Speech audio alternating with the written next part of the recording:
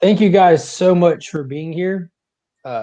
Today, new guy Ryan and myself have the awesome privilege of having the Miranda Brothers, the creators of the amazing new series from Aftershock Comics, We Live, that just wrapped up this past week. And we're truly honored that you guys decided to come on and talk to us. Thank y'all so much.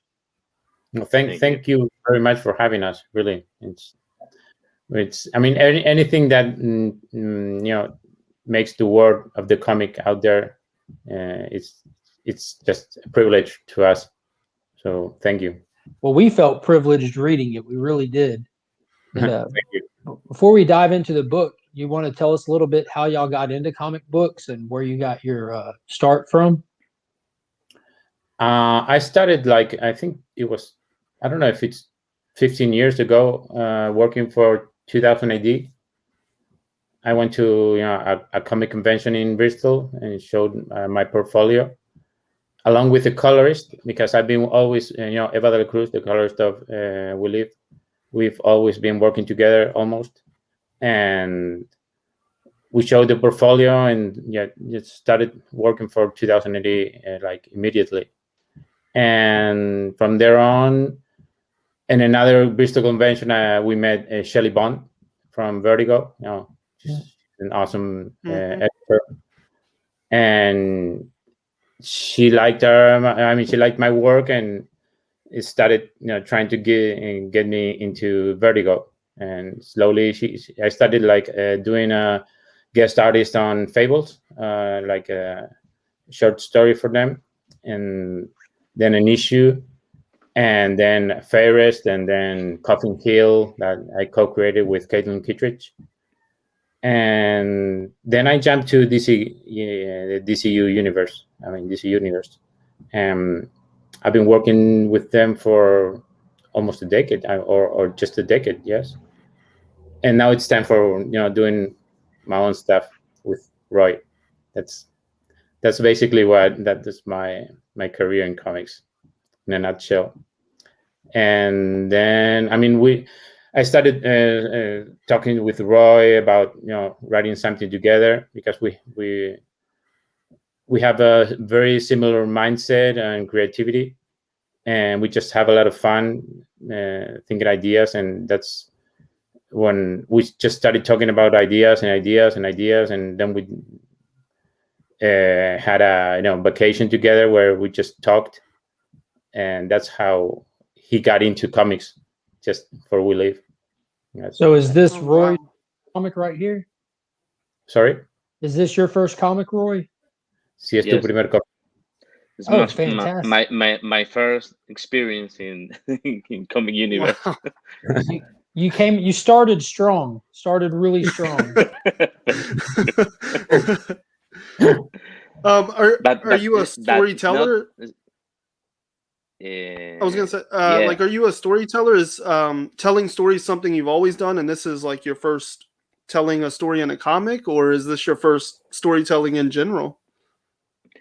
I talk in Spanish now. I need to talk in Spanish.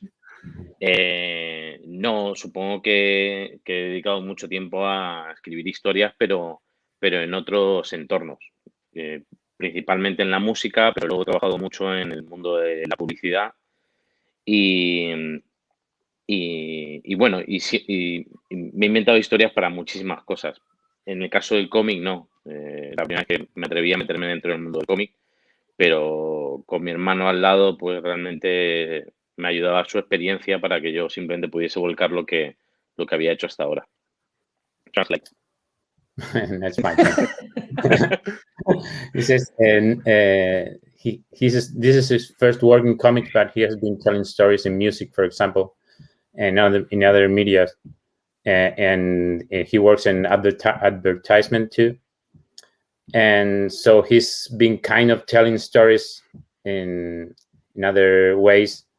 And this is, this is his first incursion in comics, but he got, he jumped with my experience as a storyteller. So it's just, he got to, throw all his ideas and into, how can I say this? he used my experience to jump easier into comics. Mm-hmm. That makes sense. Yeah. Nothing wrong with that. I mean, he had to grow up with you. I'm sure that was a pain. So that's one way to pay it back. We worked together when we were a child. So yeah. I think one of the first questions I really wanted to ask, kind of like to both of y'all, though, is obviously we're reading this from Aftershock in English, but what's it, what's the process for y'all to get from the script and the storyboarding and everything and getting it into English for us? How does that get to that point? We write together in Spanish, obviously. And once we get the whole script ready, I translate it. For me, it's easy to write than it is for me to speak. So it's because you can, you have the dictionary on the side, so you can check words or expressions. But we've been lucky to be with, Mike March, the editor at Aftershock, because he understands that my English is not perfect. And if there's anything that needs to be corrected, they do it on the publisher side. So it's, I wouldn't be able to do it without them in that sense. Yeah. Pretty streamlined process. Sorry? Pretty streamlined process then. Yes. What about at the end of the first issue with all the little graphics when they're explaining that has the bracelet and then the other dad takes it away? They get into like some very big words. Like as an English speaker, I was even like, I don't know if I know what that word means or how to pronounce it. Was it something that y'all came up with, or did the editors and everything kind of put all that part together? No, that was me. That was you? It's as easy as if you know the word in Spanish, you just find it in English. It's not that. And if I ever put a word that it's strange in English because it's not used, they'll change it. That's for sure. Oh, okay. But it wasn't that hard. That part was the easy part. I mean, doing comics this year. I mean, the prose. I mean, I've written prose before, and for that I needed a translator because much more complicated than just dialogues. You know what I mean? In comics, it's mostly dialogues, so I think it's easier to write. A lot of those the things that you have to explain and kind of, it's a language better done in visuals, So once you get to art and you're drawing that stuff instead of trying to explain it word for word, I imagine it gets a little bit easier. Yeah, it's like it's 50-50. I mean, you should never put in words what's in the image already. So it's a combination that it's fun to do anyway. Yeah. Mostly when I already know the script. I mean, in my head, because I wrote it with Roy. I'm more confident in doing the visuals because I know exactly what we can change or we can't change. It's because we have a very fluid communication, and I know the tone of every panel, so we can rely a lot more in graphics because I know what Roy wants and I know what I want. When you write with another writer, sometimes because out of respect, you constrain yourself more. I mean, you kind of hear something similar in like, say like Brubaker and Phillips, like these writer artist teams that have been doing a lot of work together. They developed this shorthand where they can almost pass half a script across the room and the artist just knows how to turn it out. Yeah, that's true. I mean, it's the same. Yeah, that's it's just that maybe it's the first time I feel so connected with the writing part because it's me and because it's Roy, and so it's both. But yeah, it's the same. I mean, when you have a bond with a writer and you're the artist, I imagine it's the same as you doing the writing as well. De hecho, una de las cosas que nos pasaba es que para poder escribir algunos momentos o describirnos teníamos que debatir cómo era visualmente. Para entender cómo era la situación, hablamos primero de cómo se desarrollaría visualmente. Yeah, he's saying that sometimes before we got into the writing, we had a chat about the visuals. and Okay. how we imagine the visuals first, and then like put first sometimes the visual. If we had it in our head, then find a way to write that. That's something that I consider very important, because when you write, it's very difficult to write with a visual rhythm, because it's the same thing when you're writing. The intuition you have, it's sometimes you go in a different way just because you feel like it. And when you're drawing, it's the same. You can't think ahead of that, because when you're drawing, sometimes things come to you to the page just because you feel like it, or you have or for example in We Live, there's a lot of visual rhythm that breaks the story, like when they're the gas station, or when they're walking in the flooded lands, in the in second issue. Those are very visual scenes. So we adapted this writing to what we wanted in the visual. Does this make sense? Oh yeah. The floodland scene was one of the like first really shocking experiences reading this book, where I realized it wasn't like every other book I read. That was one of the most intriguing parts, that it kind of breaks the stereotype with what you would expect out of a comic book. And when they're in the floodlands and you turn the page and that major death occurs in issue 2 with a character that you don't expect it from, that was a legitimate moment that I was reading a book and it actually went, whoa. Like that doesn't happen often. Y'all delivered actual shock moments in this book, and I don't know how rare that is. I've been reading for a long time, and that is very, very rare. Yeah, well, I mean, we had those moments in Game of Thrones too, and like the Red Wedding and that stuff. But I think they're necessary, because I think we have arrived to a moment where structures need to be broken, because you already know them. So there's a part that you can't have a fascination or curiosity when reading, or you can't experience the same thing that the character is really experiencing, because you already know what's going to happen. So you're ahead of the character. So you can't have empathy with that character, because you're not feeling the same thing that the character is feeling. So when you have the liberty of doing anything that's everything that's that's unexpected, that's when you really are in the same page with the character. So anything can happen, because that's life. Anything can happen in life. Yeah, after reading issue 2, I knew without a shadow of a doubt that nobody is safe in this book.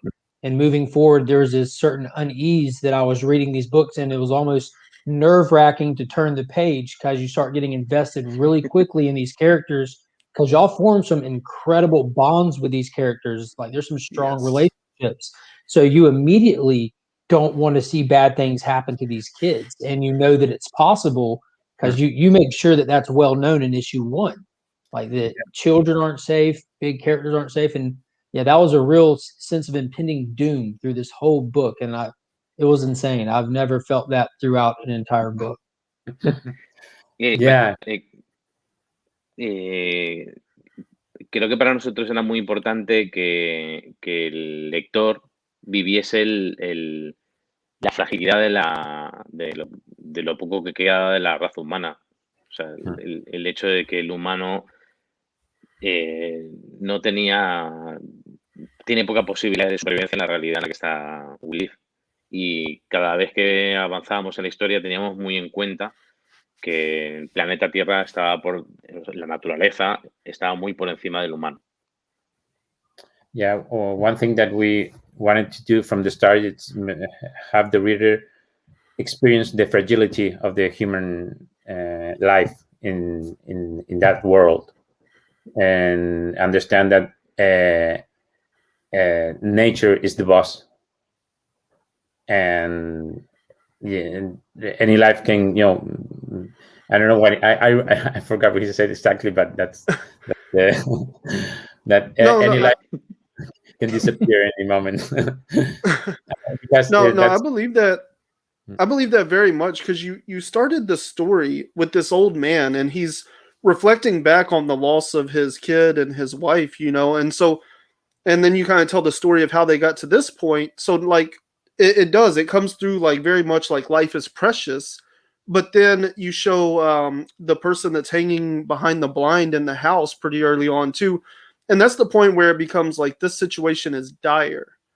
And then you get to where nature gets involved whenever the little girl gets scratched, and I think that just like perfectly implanted in that episode, like it put it in my brain at that moment, like everybody's life is always just like one corner from gone, and so I think y'all established that theme very well, just like from the very beginning, even if you don't quite realize it. Yeah, that was the idea, and to contrast that with Hototo, that's blind to all that, and how Tala has to make sure he doesn't see that, which is very evident to everybody because life is very fragile. So it was playing with those two elements, the fragility and innocence on Hototo's side, and the real and hard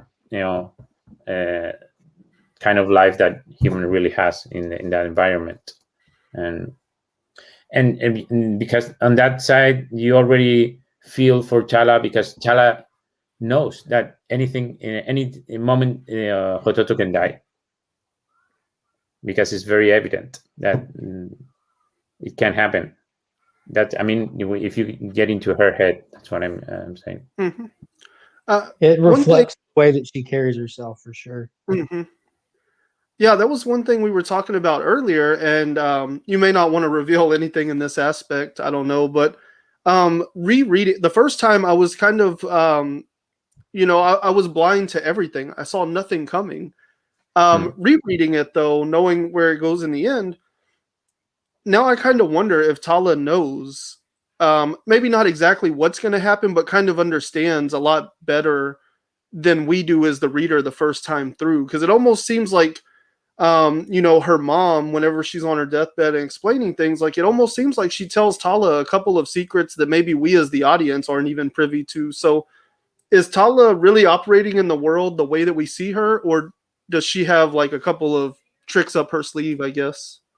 And I mean, we never spoke with that, but no, she's what you see. Okay.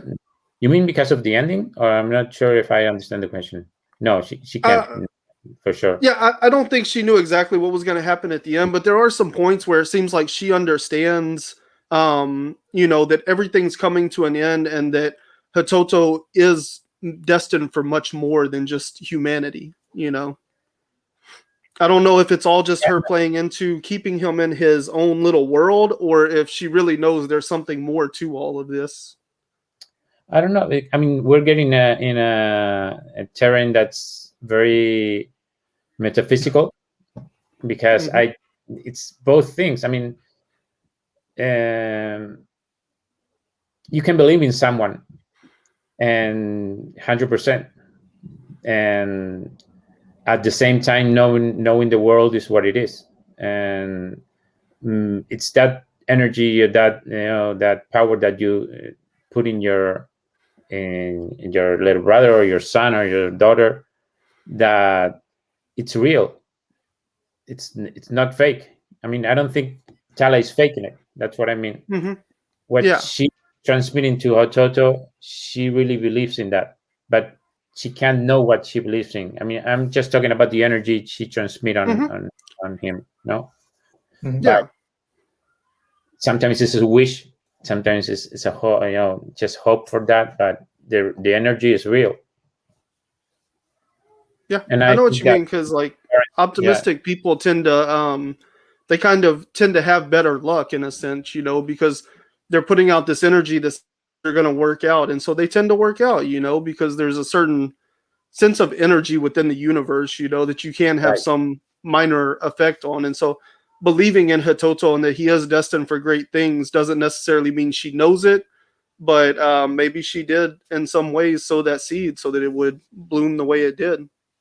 Right. I mean, she knows that he's going to another planet. That's what she knows. So that means a lot to someone. If I get in her skin, I wouldn't know what it means to. I don't know what's waiting for him in that other planet. On the other side, yeah. Yeah. So everything's possible at that point. Yeah. I mean that's a great answer. That answers a lot. Yeah.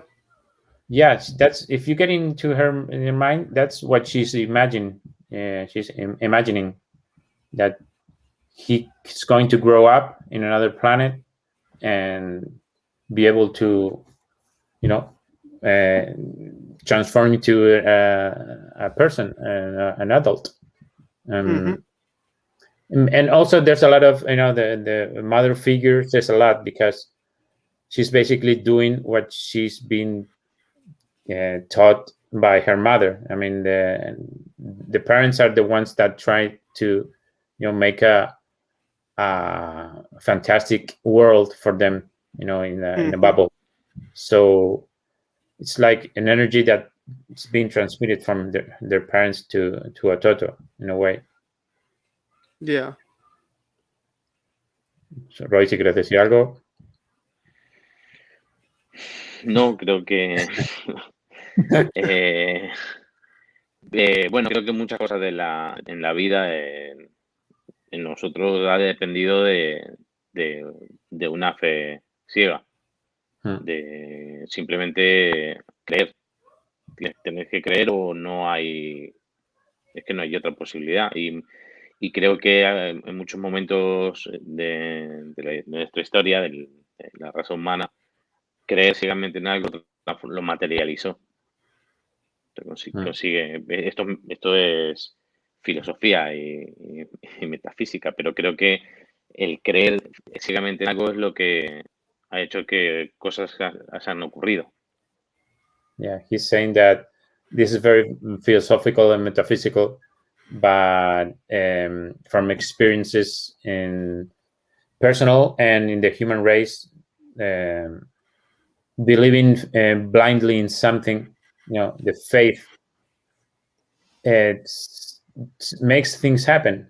I mean, it's something that we don't know what's exactly that blindly believing in something. It's like, the samurai that goes into battle and he doesn't think he's going to die and he doesn't die. Things like as basic. Yeah, I mean, I'm saying something very basic. Yeah, like if you believe it, if you believe it, it can be. Yeah, in a way. I mean, it's very difficult to speak about this because it sounds very fantastic. Yeah. But from personal experience, I can say that it's sometimes things happen that what you were thinking in that moment, but you can't tell anybody. So there's something there, and I imagine that it has to do with you, blindly believing in something and needing that at the same time. Not just believing; you have to need it, and there's an emotion involved in that thought that you have. It's not just I want this and it happens. No, I think it's a combination of needing it, believing it, and having an emotion attached to that exact specific thing. Yeah. En psicología hay una expresión que se llama el efecto Pigmalión, que es la influencia que tiene una persona del exterior sobre lo que te va a ocurrir. O sea, si una persona dice te vas a caer, hay un alto porcentaje de posibilidad de que te caigas. Y si te dice nada te frena, hay un alto porcentaje de posibilidades de que tu cuerpo se comporte para que nada te frene. Y claro, si eso es en pequeña escala una persona sobre otra... Hazlo corto. Try to make it short. I have to translate it. Wait. El efecto Pigmalión afecta en pequeña escala, pero ¿qué pasaría si todos dijésemos eso ocurre? ¿No? La realidad cambiaría. El comportamiento cambiaría. He's saying that in psychology there's something called the Pygmalion effect, where an external person has an influence on you. And like if that person says you're going to fall, you might fall. If that person says the contrary, you will succeed. It does something on you. So he's saying what would happen also if the whole human race would think that way. Mm. You can change reality in some parts. Department of Truth coming Department back of Truth, yeah. Yeah. We're getting onto another comic now. I guess like one thing I kind of wanted to know to kind of get in the head of especially Roy here, because it sounds like this is a lot of his brainchild, is what is the inception point of this idea? Because we have like this future Earth, it's a completely different type of place. We have aliens showing up, and then the big reveal at the end and everything. Where did the idea come from? Were you thinking like I want to see people survive, or like I want to see a different planet, or were you interested in telling a story with aliens? Like, how did you get all that to come together?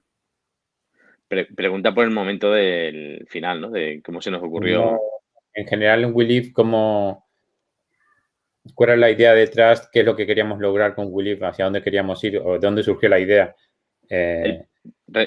Recuerdo que el primer efecto fue pensar en que la humanidad se moría y de repente el humano, o sea, el extraterrestre decía que lo iba a salvar y nuestro punto de partida fue decir, y si llegan y no están, ¿cómo se sentirían?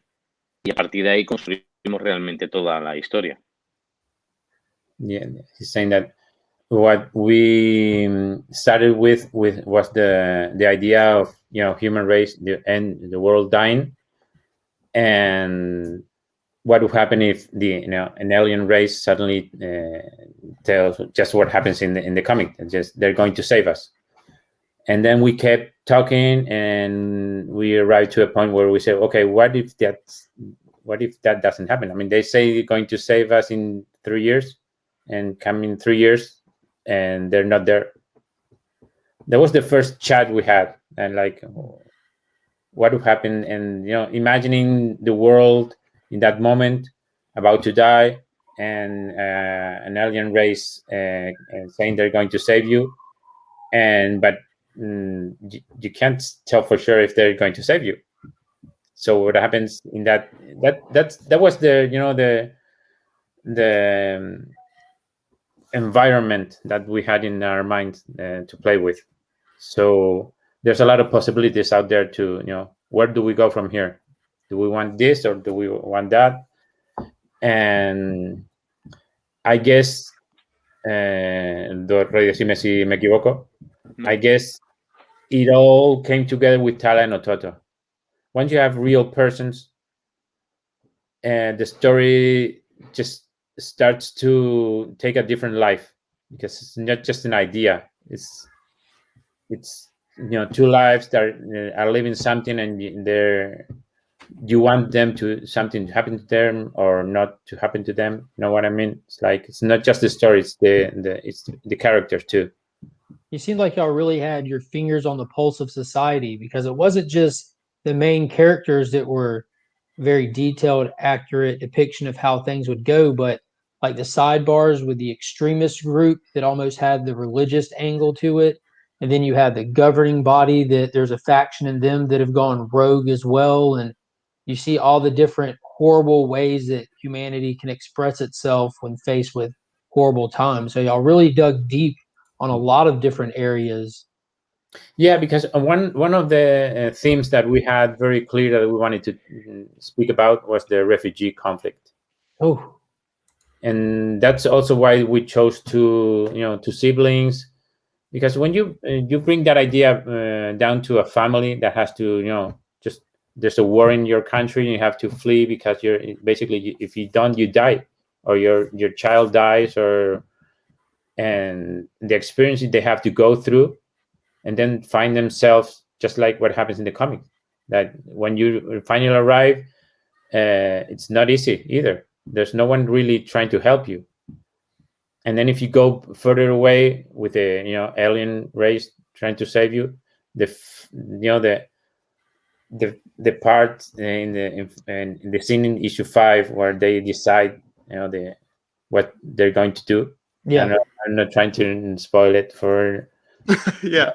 Yeah, that's very much a political talking. Hmm. That There was a lot know, of political points. life, a human Yeah. life, and just deciding like if it was nothing. Mhm. So it's Probably about around issue 3, I think it was, me and Mark, we had the conversation like, we don't even know if there's really aliens. We don't know. And we started to question if the characters even really trust that there's aliens involved, or like if it would be safe for them to leave and all these things. Like, how do you trust putting this bracelet on? And I had obviously kind of like felt the pain of like two little kids being in a world where they need to ask other adults for help and not knowing who is safe to approach and not. I never once thought of it from the perspective of like refugees trying to get to another planet. And now that you say it, like it's so obvious, I can't believe I never thought of it, but it is, like, especially with all the stuff going in the world with refugee status and asylum seeking and all of that, like that's incredibly poignant. I never even thought about it from that perspective. yeah, that's the most basic. I mean, that's we took that and just put it on the whole human race. What if the whole human race was a refugee Yeah. and live the same things as that in other countries they have to go through? And Mm-hmm. there's a very scenes like the floodlands scene. Them walking through that part makes you feel like that was the idea also in that scene, that they're Yeah, walking that refugee. That's yeah, like the top down view with everybody walking through the water. It looks very much like what you see on any of your news channels as they're fleeing from somewhere. That makes a lot of sense now. I never thought about it from that perspective. yeah. That was the most. I mean, we did have the refugee and the other one, and that's not coming to my head. There was 2 points. El calentamiento global. Yeah, climate change. I mean, the Oh, both okay. subject that we're touching in this comic is refugee conflict and the climate change Y, conflict. Mm-hmm. y los dos son un ejemplo de punto de no retorno. Ninguno de los dos, nada va a volver igual. And they're both Yeah. examples of a point of no return. You can't go back. So that's that. Yeah. Yeah. I live here in Houston, Texas, and so we get a lot of hurricanes, but the last couple years we've had way worse hurricanes than ever on record. This past week we went through this crazy winter thing where like all of our pipes froze and the city had to shut down, like the whole state shut down for like a whole week. So yeah, that the climate change aspect of it like rings so true to me, especially when they're talking about like the next storm, like all these natural disasters. Then they had the World War, and then they're at the gas station, and he says, "Yeah, we're headed down the road this way," and he goes, "There's a storm brewing out there, and any storm could be our last storm," and that just really hit home. Like everything keeps getting worse, and so every time I see the news, I'm like, this could be the last hurricane we ever have. We might be gone. You never know. Yeah, that's why the part we did talk about, the thing that you mentioned about why would they trust and they put the bracelets on, and why would they trust that it's really aliens they're going to save us and it's the end of the world. They already are in a very hard situation. I mean, they've been living the hostile mutation and all the things that happen, the animals mutating, and those calamities and catastrophes going on about like 30 years. So their mindset is different than ours. Their mindset is they know everything's finishing because it's very Yeah. So it's like, okay, I believe that the world is ending because I see it. Yeah. Well, they're at that point. It's an act of desperation. They know either like we're gonna die on this planet, or we put this bracelet on and it kills us, or maybe it actually saves us. But that's probably our best shot out of this. Yes, because if they got to a point where people are committing suicide and they just put a cross on the house and says clean up, it's every day it's like it's just they're used to that. It's very desperation kind of experience. Yeah. I don't want to skip on the visuals either, though, because this book is, I mean, it's so beautifully done. The artwork is incredible, you know. And Thank I you. guess one of the things with it, though, is like, you know, everything I see about like drawing and doing art in comic books, it's talking about like key frames, like there's key moments in action and stuff that you really want to capture in your panels, you know. And in this book, it almost feels like you found like some alternative key frames. Like the pacing and the way that things move is just a little bit different from every other book, but it still works so well. In a lot of ways, that almost kept me on the edge of my chair because it was like, this doesn't feel like a normal thing. And then this Bengal Ripper just comes out of nowhere and rips a guy's head off, you know. And because I was already on the edge of my chair, that helped me kind of get into it, and it shocked me, you know. It was definitely a jump moment. So, like, is that something that you actively were doing, or are you just naturally amazing like that? Well, first we knew we had 5 issues to tell a story, so we had to rely very much on the speed and the ellipses, but at the same time, one thing we feel like everything's. And when I watch a movie, I don't want to have any shot that gets me away or makes me bored, or that I already know. I don't need it because I know it. I mean, there are shots that you can take out because in some places, I mean, because our mind already knows, has completed that picture. So what we try to do is skim everything. So your mind never knows what the next panel is going to be, you know, because there's a jump between the panels that you can't complete. I mean, you can complete, and you don't need me to complete them for you. You know that. Mm-hmm. So that also makes every panel very important, because you can take. I mean, I don't think I can take any panel away from the whole 5 years, really. No. No, there's no fat on this book at all. It's Mm-mm. first to last issue, all full content. And there were some beautiful moments too, how you transition from this incredibly heavy, heartbreaking, gut-wrenching moment. And then I think it was issue 3, the most beautiful 2-page spread and the most serene moment I've ever felt in a modern comic book. And it was the silhouette 2-page spread with all the cast members on there. And that was just, it gave me a minute to breathe. I needed that minute to breathe because the book was just so intense. And the way that you transition from this like life or death situation to this wide open feeling that the reader even feels like they can shake it off, and the room gets a little bit bigger for you. And then you kind of, I don't know, as soon as you get like 2 pages farther, you're right back in the tenseness where everything's tighter. Like it was a very unique pacing I've never felt before. No, thank you. Yeah, it was. We think about rhythm as something that, for me, the rhythm is everything. I mean, music is rhythm, and because animation is rhythm, I mean, you have to change things to have a rhythm. You can't make everything, plain.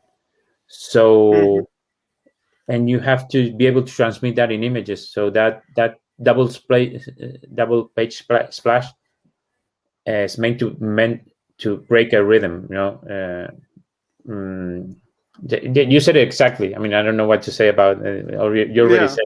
Well, since you're the one that brought up rhythm, this is also the first time that I experienced a book that had a companion soundtrack to it.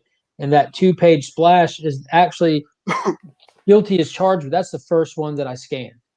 Because I saw the white whale in the first one, and like when I got to that 2-page splash, that's the first one that I actually scanned. And then I went back and like followed how well the music actually paced with the book. As Ryan even put it when we were talking, it's paced perfectly with the actual story, almost depending on, everyone reads a little differently, but depending on how you read, it just gets you from one to the next. How did the music companion to this come about?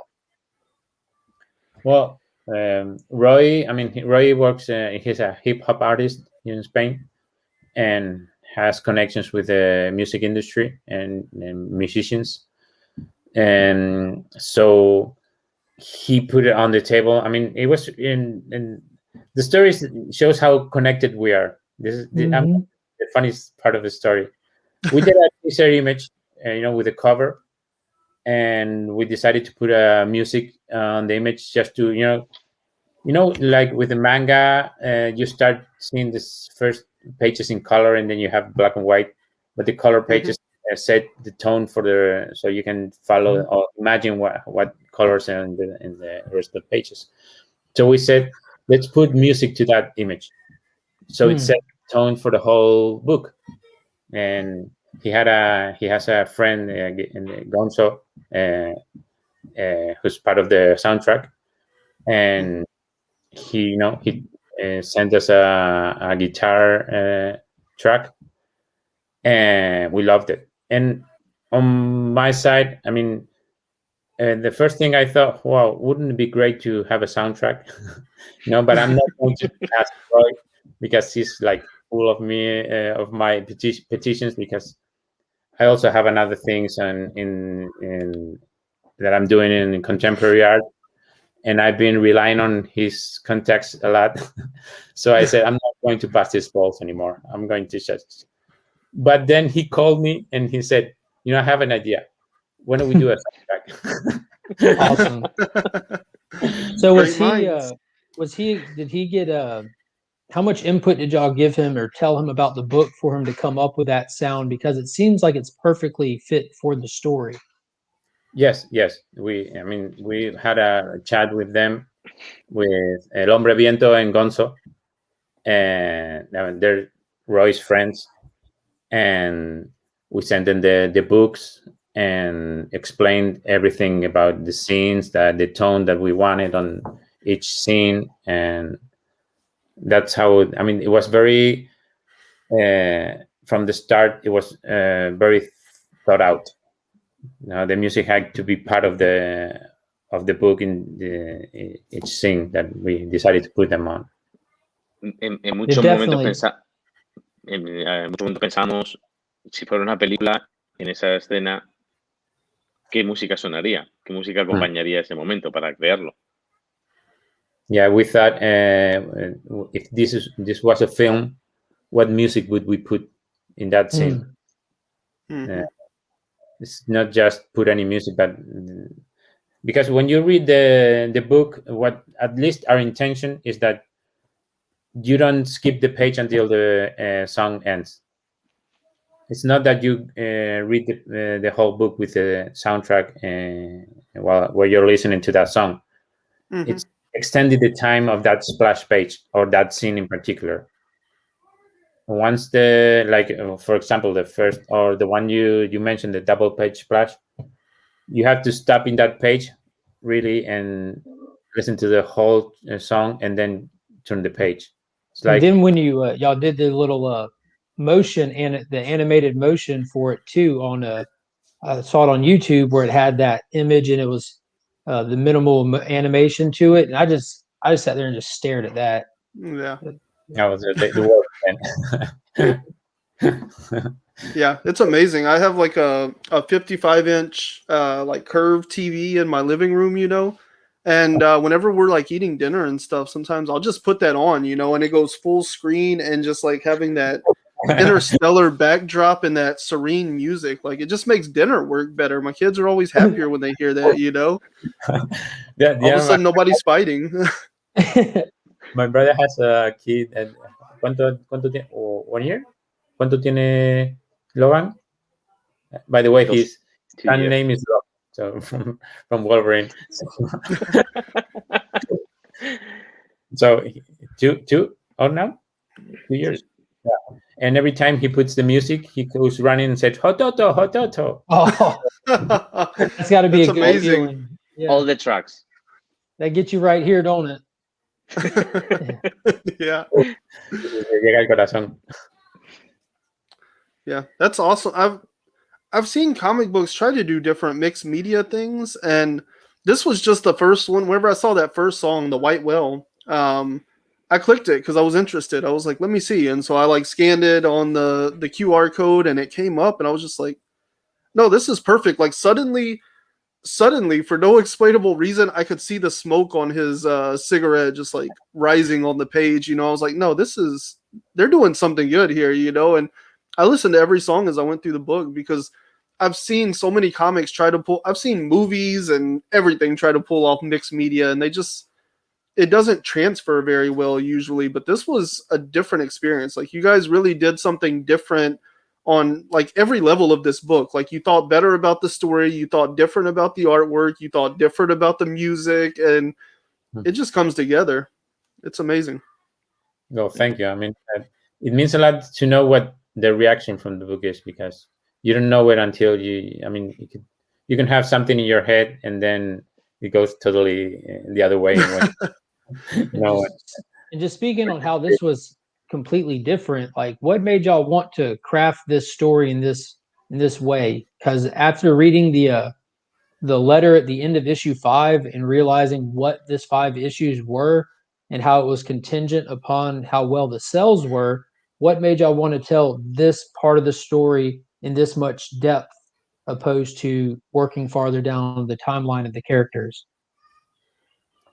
Okay, I think I'm going to say spoiler. Digo spoiler, o sea, del final. I don't know how to. Well, I mean, if you read an origin story and you know what the genre is and you know what's going to happen because it's an origin story, it's impossible for you to empathize, yeah, with the character. You're not going to have the same surprise that the character has in the end because you're ahead of him or of her. And the only way that we wanted to bring the magic to the reader that Tala and Hototo experience, more Tala than Hototo, because I mean he feels in a different way.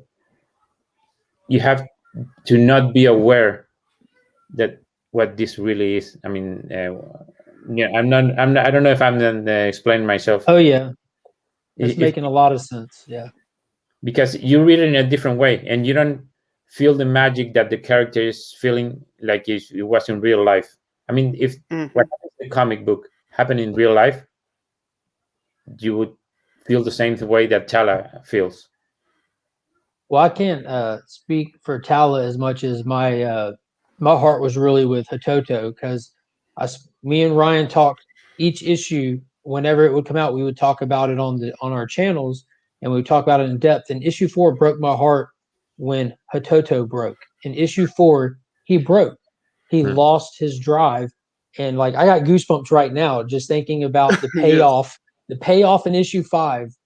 That again, I'm not going to go into all the details for people that haven't experienced this book yet, but watching him get broken in issue 4 and then the way that y'all delivered in issue 5 was, I haven't felt that in the book in forever. It's just, you just have to drop it and just put your hands up. Like I did not see it coming. And I'm a second generation collector. I learned how to read with comic books. My dad's been doing comic books since 1964. So my entire experience with the comic books, I've never seen anything like this. How y'all were able to hold back such valuable information and deliver a story, like you pointed out, in a way that it hasn't been delivered for because you're holding that information back from us. But then once you get it, it's just the whole perspective. Good yes, Lord. It just shifts. Yeah. Like once I started rereading it, I was just like blown away by how much of what I just wasn't even picking up the whole time. Rereading, I was just like, this all makes even more sense. And like, here's all these like little things that I didn't pick up on, Yeah, y'all had fun writing it, knowing that we had no clue. You're like, we'll throw this in there and we'll laugh at it. Yeah, but also imagine I mean, we were very nervous, to be honest, because we couldn't wait to have issue 5 on the stands because we didn't know what the reaction was going to be. I mean, people could be maybe mad about it and angry because this they're going to say this is not what I came for. So there was some risk involved, and we were really nervous about that too. I mean, we had a lot of fun because we knew the ending, Yeah. and but at the same time we were always nervous, also nervous because of that, and because we were changing their game rules at the end. In some sort of Changed a lot of rules through this book. Yeah, I mean, I think it was probably around issue 3, right? Whenever the conversation first came up, like, hey, I wonder if we could get these guys to talk to us about how this amazing book is. And that was honestly one of my hesitations, was like, I absolutely love these first 3 books, but what if we get to the end of this story and like it falls apart? Yeah. And you know, then I've already talked these guys up so much, you know, and so for me too, like I know it's much less pressure on you guys once y'all know people liked it, but for me too, whenever we got to the end of issue 5 and I was like, this is even better than I thought, like I feel that much better about recommending this to everybody. That's a good thing. We were speaking with somebody and recommending it to them, and they said that it wasn't exactly their genre story, that they're more specific, the most popular genre comics there are, and they said this between issue 4 and 5, and then when we finished issue 5, we immediately started laughing about that. We're like, oh my gosh, they need to read it now more than ever. Like, this is so funny. We kind of feel like we have that insider knowledge and can imagine how y'all felt the entire time we were like hilarious listening to people think they know what they're getting into, but they have no clue. We had no clue. And that was such a fun experience. And there's another writer that I enjoy his stuff, and Ryan reads them as well, because that's how they write, where the reader is on the journey with the characters. We're outside of the stereotypes, where we as the reader know all the details, and we're watching this person go through a maze like a rat going for the cheese, and we're overhead. No, we are the rats with the characters. Yes. And I love it. Like, that's the most enjoyable way for me to read a story. And it was just, man, I don't know what else to say about it. Yeah, at the same time, on our part, I mean, when I read something, I need to feel the same. I mean, I don't want to have. In parts it works. I'm not saying it. Just I need to have the same information that the character has. That's to really, leave it. Oh yeah, and I'll tell you what, this book was so heavy that this kind of book could not be everything that I read. It would wreck my nerves. Like, I need those regular stereotypical superheroes, and this balances it. It's like a palate cleanser. Yeah, one thing that I think is that we need everything. I mean, maybe the moment right now I need that to read that, but it doesn't mean I can tomorrow or during the day I will need different kind of frequencies of art and writing. So I'm not saying that this is. I'm just saying that we want to write this kind right of yeah, exactly. But also as a reader, I do enjoy everything. Because, and same thing with music. I mean, sometimes you want to feel something lighter, and sometimes you want to listen to something more complex. I put everything in the same level in that part. Hay una cosa que me gusta de lo que estamos hablando, que realmente, como lo han sentido ellos, es como nosotros lo sentíamos mientras lo íbamos creando. O sea, cada reacción que están teniendo ellos es las reacciones que teníamos nosotros a la hora de crear cada paso, y ver que no solo era una cosa en nuestra cabeza, sino que hemos conectado con ellos en la misma reacción. Creo que es lo que ha hecho que sea totalmente sincero la historia y cómo la hemos creado. Yeah, I was saying that what you're telling about, what you felt during the story, we really did feel the same while writing it. Oh wow! So it makes us happy to know, or energizes to know that you feel the same thing that we were feeling while writing it. Well, why we were laughing sometimes, like, wow, are we going to do this? Yes. Okay. So on that note, how difficult is it to write some of those just appalling scenes and those just horrible moments that take place in this? As some tragic things happen, like, how difficult is it to really piece all of that together to make it not be too excessive, to make it balanced in the story, but still as shocking as it is? I think it's more about intuition. What we makes us. I mean, like we have a like a rule that we put ideas on the table, and only if we both like the idea, we can go forward. If we have a doubt about that idea, or we don't think it's going to go to a, I mean, like we open windows and we look inside and we decide if we want to go through that window or not. So it's sometimes you open a window, but you need to open another window because that's not where exactly you want it to go. Like this scene it's exactly for this. I mean, for that purpose. It doesn't mean you can have the freedom of blowing heads all around just because. Yeah, and the way that you present it was really smart, was really decent, at least for me, with the opening of issue 4. You like with how extreme that moment was when those extremists had all those children and Hatoto and the crew were in the distance watching, and you see the last issue how it leaves you on that cliffhanger, and you get to issue 4 and it all happens, but it's slightly out of panel, but you still get the full effect and the weight of how just horrific that was. And yeah, that had to be hard to balance. Like, how much do you show? How do you present it? What's too much? Yeah, the violence part was very tricky in this comic because we I mean we had also with Aftershock chats about that we needed to be very precise with the violence and not go to gore and not show that much, but we also had to show that this world is really dangerous. It's real. Because in order for you to feel for the life of a Toto, you have to know that this is real. Mm-hmm. And at the same time, we're putting children as characters, so it's a very difficult balance that we had to go through. And yeah, it was only because we needed to show the real dangers that the characters are going through. Well, you showed them. You definitely showed them. Yeah, it was very balanced. Like he said, y'all found a great level of gore and grittiness to express how dangerous this world is. But at the same time, it didn't seem like a bunch of violence porn. There was definitely a perfect balance of like, this is what you need to see to understand, but this isn't just a bunch of fun for us to put together for you. Exactly. Yeah, it's not for the visuals. It's really because for the story in that sense. Yeah, and it's not a horror book. I am scared to death of having to live in that world because those creatures, man.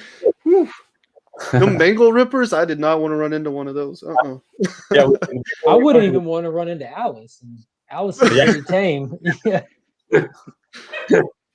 We had a very comical situation with the Bengal Reapers. We know the Simon, the famous scene with Simon, because we had we were clear. We had a clear idea what's going to happen in that scene, but while we were writing,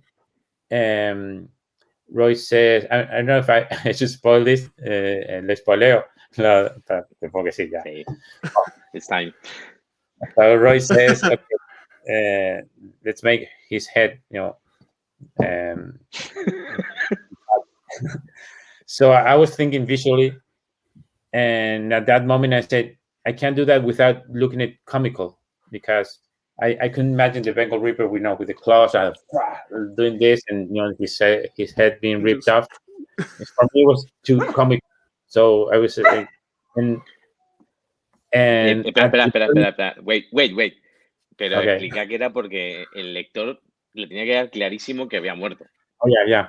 Because what we needed in that scene is that the shocking revelation is you had to have no doubt that character was not going back.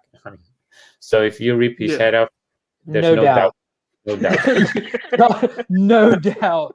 And, that was and I likened that moment to Walking Dead kind of had a couple of major deaths early on in it, and I likened it to that moment because that was kind of the point of them doing that in their series, was to establish the danger. And as soon as that happened, we immediately had the conversation of like, dude, who who's safe in here? Who's it about? Because that character really got established. He's the first person that we saw, and he seemed so confident, and he knew the lay of the land, and everybody was leaning on him, and no one else had any survival skills. And then just like that, he's gone. And that I immediately felt like I was in the wild and I'm in danger, and who I'm looking in the book for somebody to lean on as the reader, and there's nobody to lean on in this book. No, yeah, yeah.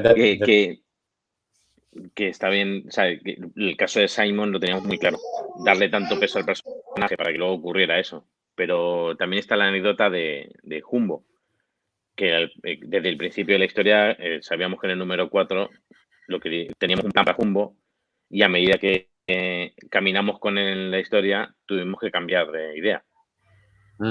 That's true. I mean, he's saying that, for example, with Simon, we had very clear from the start what we were going to do with that character. So that's why there's this heavy exposition in the beginning, because we knew what we were going to build up for him, and for the reader, and for the group, the child. But with Humbo, we also knew what was going to happen in issue 4 from the start. And when we were starting to walk along the character, when we reached issue 4, we said we can't do this. I was happy with how it ended, because that was heartbreaking. Because Humbo and Alice's bond it made no sense, but like I appreciate it knowing that Alice like rips his arm off, and like somehow we don't have all the details on where their bond really formed, but it's her mother. Yeah. If you see that panel, I mean, it's very hidden, but you see Alice as a baby on the gorilla. So it's her mom. When the mom comes in, like you're watching Humbo, and Alice's mom comes in and rips his arm as he reaches out, and Alice is a little baby sitting right there to this side of the panel. Yeah, I thought it was the same one. No, Alice's mom had like horns. Yes, exactly. Yes. And we have plans for Humbo that you don't imagine right now. So, I'm so excited. See, he like as soon as Simon was gone, Humbo was like the most solid thing we had. He was the only little piece of confidence that existed in that book at that point. But he was always so heavy-handed. Like whenever he would go in, or he'd show up in the big mech suit, and he comes in a blaze of glory, and then he's just out of ammo like that. Like, dude. So every time he gets like brave, I start cringing. I'm like, no, don't help, run. He's like the smartest guy in the room with the worst luck. That's true. Yeah, it was amazing the way that even in those moments where it's supposed to be a hoorah moment, like these classic stereotypes, and y'all managed to flip it on its head. Yeah. That's something we intend to do in everywhere in volume 2 also. And we don't want the reader to know what's really going to happen anytime. Awesome! I'm so excited. Yeah, I was wondering how that mystery and that the way that this volume was set up to be like this secret origin, how you're going to still play into all the shits of this now that we know what it is going into volume 2. So I'm excited to see how y'all find that new area to focus on, where there might be a mystery, or just to keep us completely without knowing, in the unknown. Most people are in the know. We're in the unknown. Yeah, what we can say is that this is not just the genre. I mean, that it's not going to turn into that genre. It's going to be a world where you can find those also. Yeah. But this is going to be a survival story. This is about survival. Wow. So, it sounds amazing. Yeah. I bet you never thought that you would tell somebody nothing and they would get excited. I know we've been here for an hour, but before we wrap, I do want to bring some attention to some of your collaborators here. David Sharp, I believe, did the letters. Yes.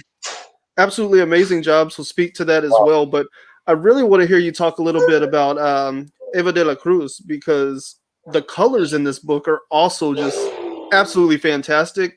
And like, as well as it all works, I think the colors could have been a hit or miss, like a huge hit or miss element. And the fact that she brought such vibrant, clear colors to this and made the world just like drip in that green is amazing to me. So I don't know if you'll have anything to say about those two, but I'd be interested to hear anything about them. I mean, we're very lucky with the group, the team we have doing this. It's like every piece is a part of the whole, and it's what those things, when things come together and it works, and you say, wow, everybody is really doing their best work here. And Dave is sharp part. I mean, he has amazing work mind. You need to feel the sound in every panel he makes, and it's amazing. I mean, I don't enjoy a comic page without the lettering. It doesn't feel complete to me. I mean, I don't mean it for reading, just visually. So he does an amazing job in every page. I mean, and as for Eva de la Cruz, as I mentioned, I know her since we went to fine arts together in university like 30 years ago. Wow. Wow. And that's where we started speaking about doing comics, and so we know each other very well, and she knows what I can have a lot of conversations about what I want in my art, in particular panels or as a film. I mean, I had a chat with her about We Live, and where I wanted the to go very, very right, and that because there's things that I imagine in if you see nature, a dangerous animal has bright colors, and if if you enhance that to a mutation, that's why Simon wears a yellow coat, and his rifle is red, and because that's the camouflage of that world. Yeah. So when you're in the We Live world, it's all very bright because that's how nature works. And if you follow the book right around issue 4, it starts to become desaturated as they approach the megalopolis, and also as Ototo breaks. I mean, Eva de la Cruz is a part of the storytelling of this book, because the story is also told in colors. Now it's. We enjoyed it because we got to do what and had conversations exactly what we wanted to, the layers that we wanted on this comic, and having somebody who can do that, it's a privilege to have her, coloring. Yeah. I mean, since I first saw the book and I saw her name on it, I'm like, this name is familiar. Like, I know it from somewhere. What is it? And it wasn't until just when we started that you mentioned 2000 AD, and I'm like, because I read 2000 AD, so I'm pretty sure I've seen her work in there. Yes, she also does a lot of work, and not with me, but with other artists in 2000 AD. And I mean, she has worked for Dark Horse and IDW and several publishers, and this helped me also to. Yeah. I agree with you on the colors though, because like the second printing of the first one, they changed the cover to red instead of all the green, and it makes the whole image pop. Like there was stuff in there. There's like a satellite down in the corner and stuff. I didn't even see it until the second print came out, and it just completely changed the way that cover comes off. Even though it's the same. And then picking up issue number 3, and the first two are very green heavy, and then whenever you pick up number 3, it's got a lot of orange and red to it. So there's a lot that happens with the color in this. And in the first issue, when they get on the bus, they talk about the little pet dragon, how he has blue on the tips of his fingers. It's not red, and that to me clicked because I grew up like in Boy Scouts and stuff, learning survival, and they talk about the different colors on snakes and stuff like that. So you know, like y'all nailed it. Like the way that colors play into That's- this book is just like really important. Yes, yeah, that's just what you said about the snakes and the colors on snakes and all that. Yeah, that was the mindset of the mythology of the we live. That's a lot of colors. Yeah, I love it. I think it pops like the heavy green for all the forests and stuff, and then you put like Simon and the bright yellows and stuff. Like it makes every character pop. Humble's got a lot of color to him. Oh, yeah. Hatomo's running around with like a blue helmet and a red suit, and like it works. It really works. And I think I speak for both of us. Me and Mark, we talk about this book every time it comes out. We've been telling people buy it.